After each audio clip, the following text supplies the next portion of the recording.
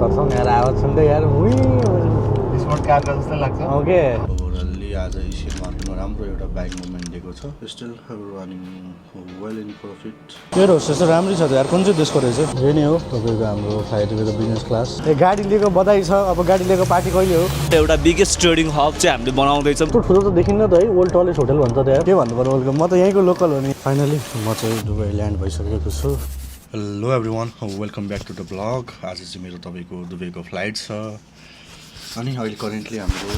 6:30 भयो मेरो फ्लाइट चाहिँ आफ्नो 9:30मा छ अनि आज बिहान मैले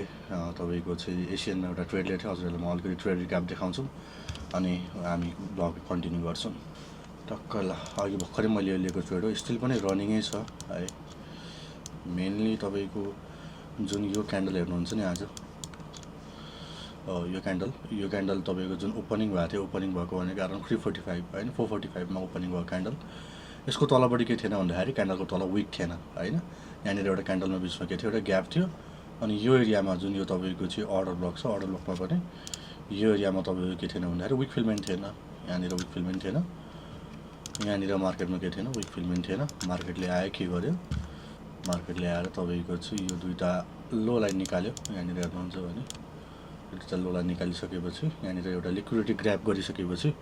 मैले एउटा राम्रो क्यान्डल कन्फर्मेसनमा यहाँनिर इन्ट्री गरेको छु स्टप लस यहाँ तल छ अनि तपाईँको चाहिँ टिपी 1:2 को मैले राखेको छु स्टिल रनिङ छ यो ट्रेड हजुरले मेरो इन्ट्री मेन्टेन सक्नुहुन्छ मैले ट्याक्कै क्यान्डल कन्फर्मेसनमा लिएको थिएँ स्टप लस यो लोको तल still running well in profit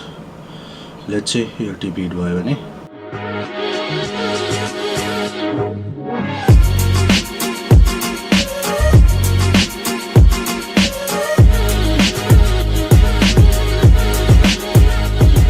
हामी टक्क लगाएर एयरपोर्ट आइसकेको छु यसो ट्रोली लिन जाँदैछु भिड चाहिँ वाइल्ड छ आज आम्मामा के फेरि भिड हो यार नेपालको एयरपोर्ट यार थाहा छिर्नै नसक्ने यार ट्रोली लिने केटा हो केटा हो ल यता हाम्रो भुवन सर पनि आउनु भएको छ टक्क लगाएर भुवन सरले के भन्न चाहनुहुन्छ हो ल अलि यता आउनु न मलाई जहाँ पाइ त्यहाँ कहाँ बोल्छु म गुड मर्निङ फ्युचर मिलेनियर्सहरू हजुरहरूको लागि एउटा गुड न्युज भनौँ कि अब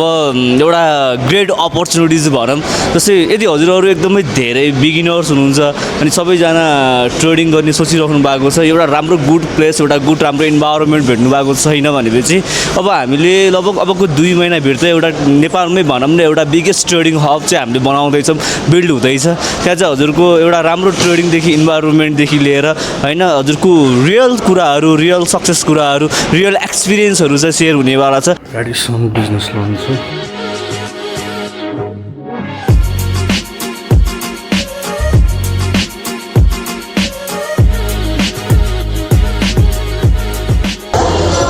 अब चाहिँ बल्ल सेक्युरिटी सेकेन्ड सिट हो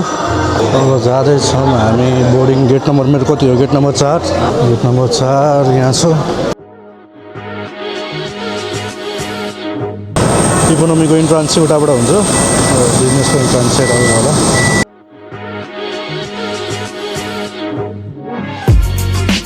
मेरो होस् त्यस्तो राम्रै छ त यार कुन चाहिँ देशको रहेछ यही नै हो तपाईँको हाम्रो फ्लाइटको बिजनेस क्लास ओभरअली 10वटा सिट हुन्छ अगाडि 2टा बिचमा एउटा पछाडि 2टा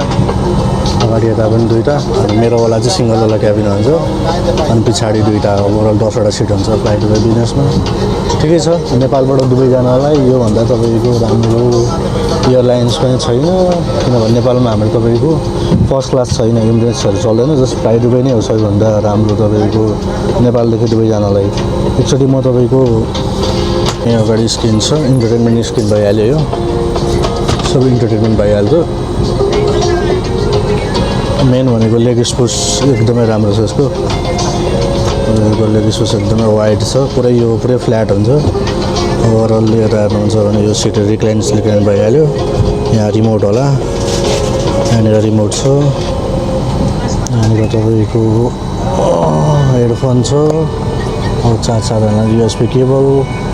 पानी ब्याकबाट हेर्नुहुन्छ भने यसो ऱ्यान्डम सिट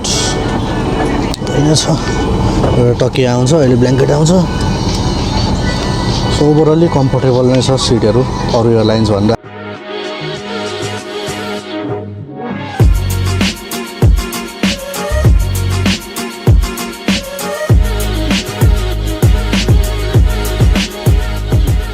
फाइनली म चाहिँ दुबई ल्यान्ड भइसकेको छु अहिले भर्खरै तपाईँको ब्यागेज क्लेम गरेँ अब बाहिर निस्किँदै छु एकदम स्मुथ हुन्छ तपाईँको दुबईको तपाईँको सेक्युरिटी चेकिङहरू चाहिँ कलायरको हो यो एकदम एकदम के छ तिम्रो एकदम फाइन त कस्तो छ त अनि दुबईको हल्लीचल्ली चलिरहेछ यार हो कस्तो भयो यात्रा यात्रा कस्तो हुने यार ढिलो न ढिलो यार मायासाला भन्दा के हो अरे साथी वेलकम भन्नै बिर्सेछ क्या यार दोस्त के भन्नु पर्यो वेलकम म त यहीँको लोकल हो नि यार यो लोकल हो तिमी यहाँ नेपाल त घुम्न पो गएको थियो त कस्तो भयो छुट्टी छुट्टी कस्तो भन्नु सोध्नु छुट्टी एकदमै राम्रो भयो यार साथी यार अनि त्यो साथीले भनेको काम चाहिँ गर्यो गाडी लिइसकेपछि लिन आउँछु भन्थ्यो त्यो जानु परिहाल्यो नि यार एउटा काम चाहिँ गऱ्यो पुरा ए गाडी लिएको बधाई छ अब गाडी लिएको पार्टी कहिले हो गाडी लिएर नि यहाँ आजै ठोक्यो यारमा गाडी कसरी ठोक्यो अघि मलाई थाहा थिएन क्या त्यहाँ त्यो खिच्नुपर्छ भनेर के इन्ट्रान्समा ए इन्ट्रान्समा ए एयरपोर्टमै एयरपोर्टमा खुल्दैन गर्दैन अनि त्यो अर्को गेट ट्राई गर्दाखेरि साइडमा लाग्यो क्या धेरै काट्थेन यहाँ स्क्र्याच मात्रै भयो कि के भयो स्क्र्याच भयो त्यो त बनाउनु मिल्छ दिपाल देखेको थिएन यार मैले दिपाल चाहिँ देखेँ पहिलोचोटि दुबईमा पनि ज्याम्मै लाग्यो ए यहाँनिर होइन एउटा उयो गर्नुपर्छ नि त है पेन्टिङ गर्नुपर्छ डेन्ट पेन्ट हान्नुपर्छ यहाँ यो त्यसको कलरै लाग्यो इन्डिकेटर मस्त त यार आँटिलो भइसकेको छ यार म त यति चाहिँ चलाउँछ साथीले यति चलाउनु सक्छ जस्तो चाहिँ है मैले अनि मलाई कहिले गाडी नचलाएको मान्छेले यार अनि यतिको चलाउनु भनेर धेरै हो नि यार 120 स्पिड अनि स्पिड हेरेर केटा आएर यार नटर छ है साथी यार उतापट्टि गाडी हेर